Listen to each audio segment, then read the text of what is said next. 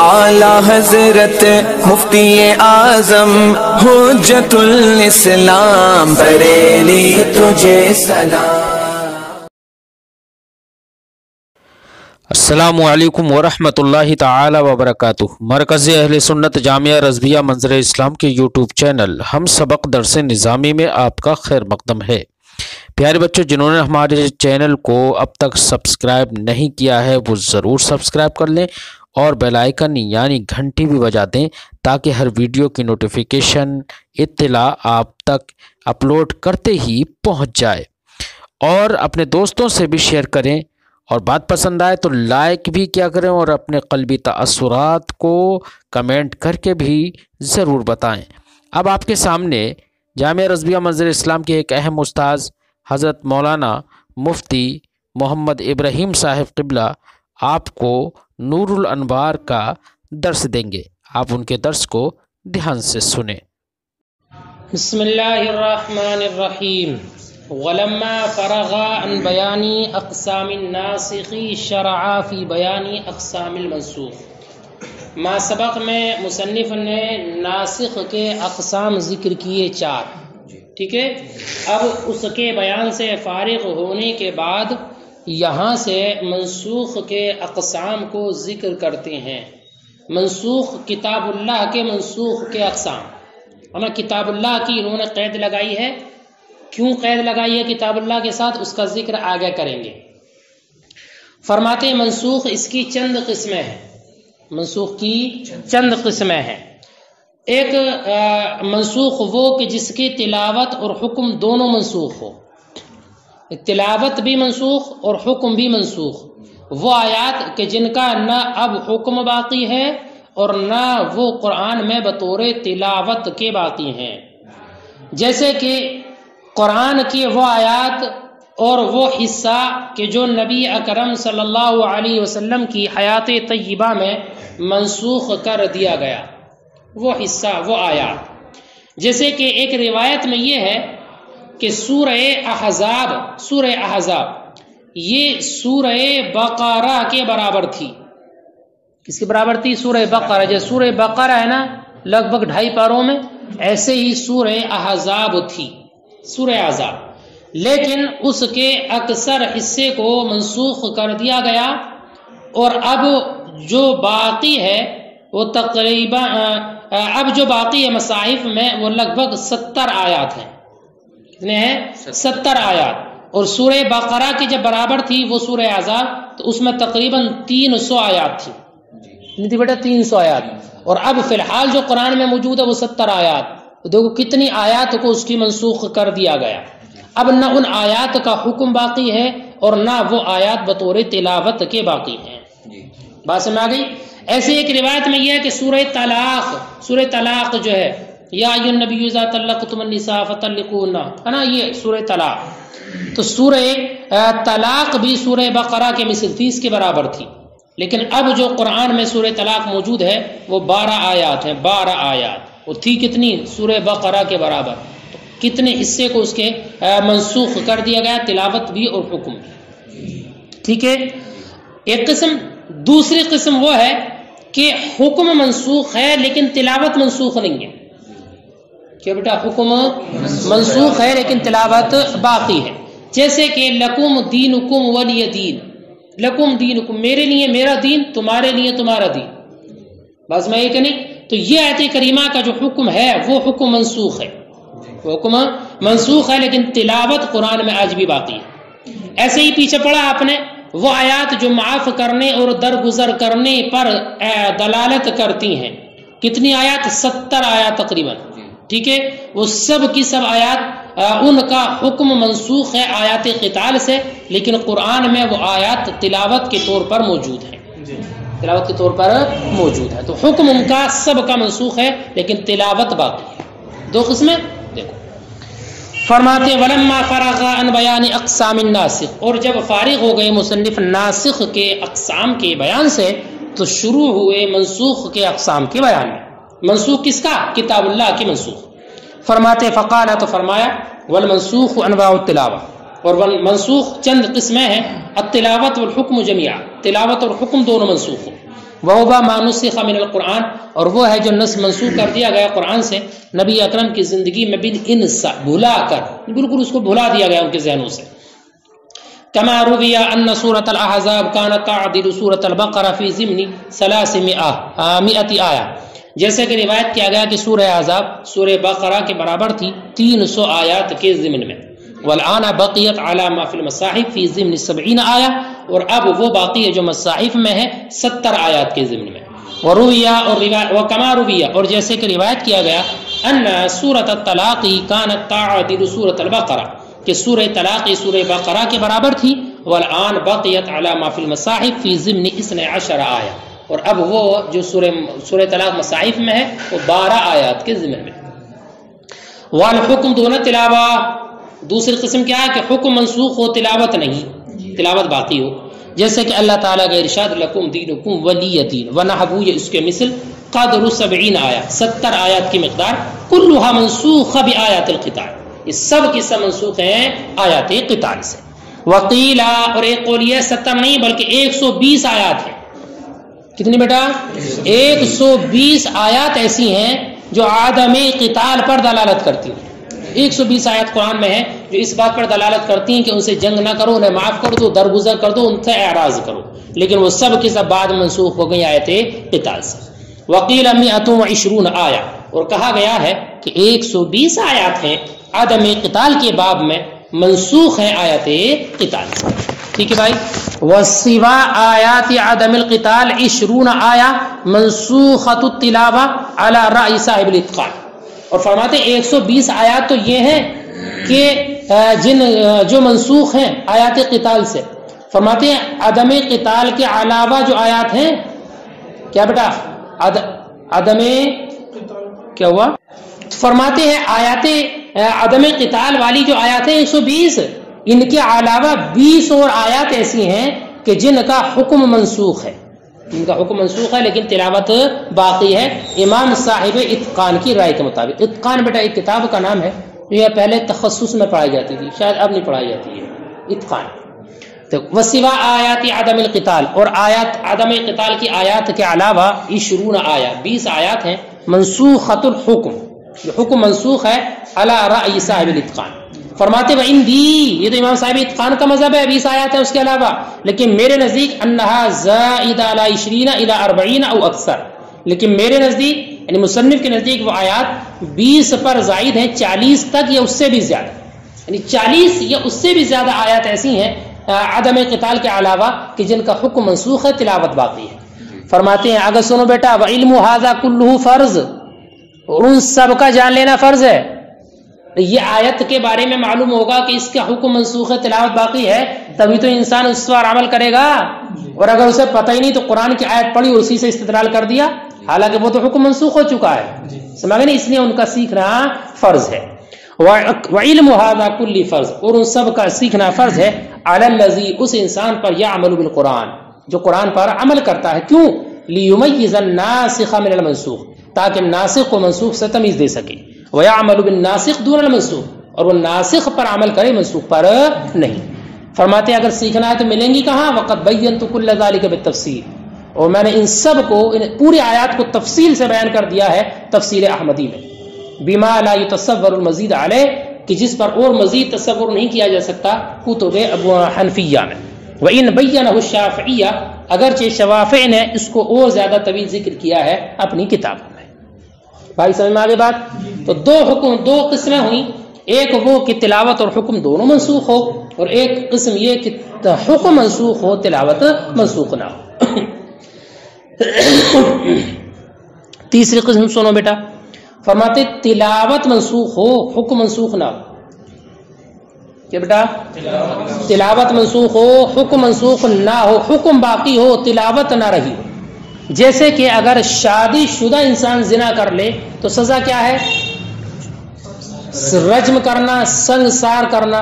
تو یہ رجم والا جو حکم ہے، حکم تو باقی ہے، لیکن یہ جو آیت ہے جو اس حکم پر دلالت کرتی ہے اس کی تلاوت منسوخ. تلاوت منسوخ آیت کریمہ تھی الشیخ والشیخہ اذا زنیا فرجموہما. شیخ اور شیخہ سے مراد بوڑھا نہیں ہے بیٹا، مراد شادی شدہ. ٹھیک ہے؟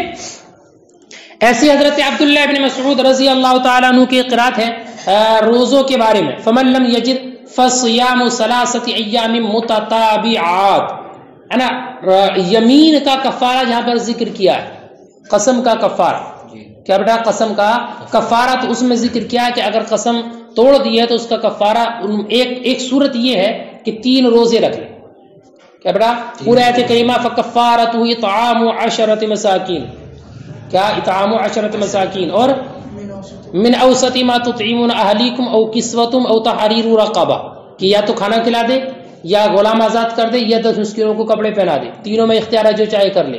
فمن لم یجد فصیام 3 ایام، اگر یہ نہ کر سکے تو 3 دن کے روزے رکھے۔ تو قرآن میں جو آیت موجود ہے اس میں متتابعات کا ذکر نہیں ہے، لیکن حضرت عبداللہ بن مسعود کی قرات میں متتابعات کی زیادتی ہے، بس میں ایک نہیں۔ تو یہ جو متتابعات والی قید ہے اس کی تلاوت منسوخ ہے لیکن حکم باقی ہے کہ اگر کفارہ ادا کرے گا روزوں کے ذریعے تو 3 روزے مسلسل رکھنا ضروری ہے، ٹھیک ہے۔ ایسے ہی چور کی سزا کے بارے میں آیا ہے السارق والسارقہ کیا فقطعوا ایدیہما، ایدیہما ہے نا، لیکن حضرت عبداللہ بن مسعود کی قرات میں فقطعوا ایمانہما، کیا بیٹا ایمانہما ہے، تو ایدیہما ایمان مراد داہنا ہاتھ کاٹو، ایمانہما اس کی تلاوت تو منسوخ ہے لیکن حکم باقی ہے کہ اگر چور چوری کر لے تو اس کا داہنا ہاتھ ہی کاٹا جائے گا۔ تو ایسی مثالیں ہیں کہ جن کی تلاوت باقی نہیں ہے لیکن حکم باقی ہے، وَتِلَاوَتْ دُونَ الْحُكْمِ، اور تلاوت منسوخ و حکم نہیں، جیسے کہ اللہ تعالیٰ کا ارشاد الشیخ والشیخہ اذا زنیا فرجموہما نکالا من اللہ واللہ عزیز حکیم، ومثل قراءت ابن مسعود، اور حضرت عبداللہ ابن مسعود کی قرات کے مثل یہ آیت کریمہ فمن لم یجد فصیام 3 ایام متتابعات بزیادت متتابعات، تو اس میں متتابعات کی زیادتی ہے جبکہ قرآن میں یہ زیادتی نہیں ہے۔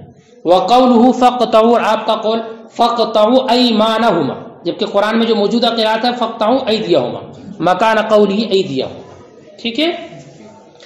ونسخ وصف الحکم بأن ينسخ عمومه وإطلاقه ويبقى اصله، ایک اور صورت سنو بیٹا اسی کی ایک اور قسم، 3 قسم ہو گئی۔ چوتھی قسم یہ ہے کہ حکم کا وصف منسوخ ہو، حکم منسوخ نہ ہو بلکہ اس کا وصف منسوخ ہو، بئی طور کہ حکم میں جو عموم تھا اس عموم کو منسوخ کر دیا، اطلاق کو منسوخ کر دیا، اور جو اصلی حکم تھا وہ اصلی حکم باقی رہا، ٹھیک ہے۔ تو عموم جو تھا، جو اطلاق تھا، اس اطلاق و عموم کو منسوخ کر دیا، جیسے کہ مسح خفین کی زیادتی کرنا نصب، قرآن مقدس میں جو حکم دیا گیا ہے وہ وضو میں پیروں کے دھلنے کا حکم ہے، کیا پیروں کے دھلنے کا حکم، یا ایھا الذین آمنوا اذا قمتم الى الصلاۃ فاغسلوا وجوہکم وایدیکم الى المرافق وامسحوا برؤوسکم وارجلکم الى الکعبین، تو پیروں کے دھلنے کا حکم ہے، غسل کا حکم ہے، تو غسل یہ ثابت ہے کتاب اللہ سے، تو کتاب اللہ کی آیت کریمہ اس بات کا تقاضا کرتی ہے کہ پیروں کا دھلنا ہی فرض ہو، پیروں کا دھلنا ہی فرض ہو، چاہے انسان خف پہنے ہو یا نہ پہنے ہو، ہر صورت میں یہی حکم ہونا چاہیے۔ لیکن حدیث مشہور اس بات پر دلالت کرتی ہے کہ انسان اگر خف پہنے ہے اور باوضو پہنے ہوئے ہے، وہ مسئلہ تفصیل سے پڑھ لیا آپ نے، باوضو پہنا ہے تو اس کے لیے پیروں کا غسل ضروری نہیں ہے بلکہ مدت میں ان پر مسح کرنا بھی جائز ہے۔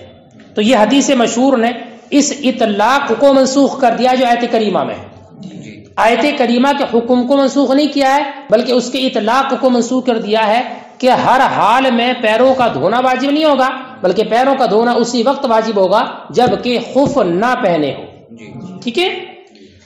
یا وصف منسوخ، حکم کا وصف منسوخ ہو، بأن ينسخ عموم، بئی طور کے منسوخ کر دیا گیا اس کے عموم اور اطلاق کو اور اس کے اصل باقی ہو، ذالک مثل زیادت علی النصب، اور وہ جیسے کہ زیادتی کرنا نصب پر، کا زیادتی مسح الخفین علی غسل الرجلین، جیسے کہ مسح خفین کی زیادتی غسل الرجلین پر، اور غسل الرجلین الثابت بالکتاب، کیونکہ غسل الرجلین ثابت ہے کتاب سے، فإن الکتاب یقتضی ان یکون الغسل هو الوظیفہ للرجلین، تو کتاب تقاضا کرتی ہے کہ دھونا ہی وظیفہ ہو، فرض ہو پیروں کے لیے، سواء کان متخففا او لا، چاہے وہ خف پہنے ہوئے ہو یا نہ۔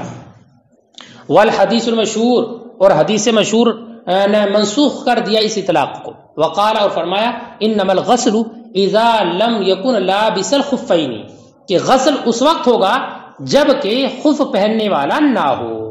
فالآن صار الغسل بعض الوظیفہ، تو اب بعض الوظیفہ، تو اب پیروں کا دھلنا بعض وظیفہ ہوگا، یعنی فرض کا ایک جز ہوگا، اور اس وقت میں کہ جب کہ وہ خف پہنے ہوئے نہ.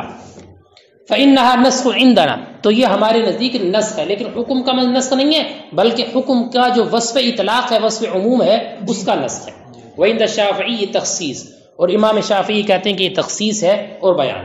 فلا يجوز عندنا الا بالخبر المتواتر، لہذا ہمارے نزدیک ضروری ہے کہ خبر متواتر سے ہو یا خبر مشہور سے ہو، اس لیے کہ نسخ کے لیے خبر متواتر کا ہونا یا خبر مشہور کا ہونا ضروری ہے. اور امام شافعی کے نزدیک چونکہ یہ محض بیان ہے، تخصیص ہے، اور تخصیص اور بیان خبر واحد سے بھی صحیح ہوتا ہے، اس لیے ان کے نزدیک خبر واحد سے بھی صحیح ہو جائے گا.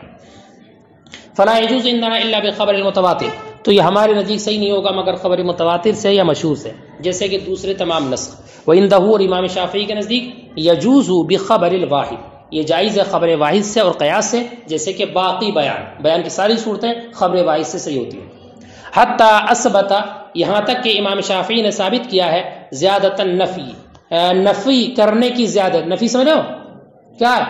شہر بدل کرنا. پیچھے گزر گیا بیٹا، یہ کچھ یاد نہیں کرو تم لوگ، لگ رہا ہے کیا ہے شہر بدر کرنا. حدیث میں یہ ہے کہ اللہ کے رسول نے فرمایا کہ اگر کوئی زنا کر لے تو اسے 100 کوڑے لگائے جائیں اور 1 سال کے لیے شہر بدر کیا جائے. امام شافعی نے شہر بدر کرنے کی زیادتی کی ہے خبر واحد کے ذریعے کوڑے لگانے پر، جبکہ کوڑے لگانے کا ثبوت کتاب اللہ سے ہے نا، تو انہوں نے خبر واحد کے ذریعے اس پر زیادتی کی ہے. ٹھیک ہے. حتیٰ اثبت زیادت النفی، یہاں تک کہ انہوں نے ثابت کی ہے شہر بدر کرنے کی زیادتی کو علی الجلدی، کوڑے لگانے پر، بخبر الواحد، کس کے ذریعے؟ خبر واحد. اور یہ حدیث بھی وہیں پر گزر چکی پیچھے. وہ قولہ، اور وہ اللہ کے رسول کا ارشاد، البکر بالبکر جلد 100 وتغریب عام، فانہ خبر واحد، تو یہ خبر واحد ہے.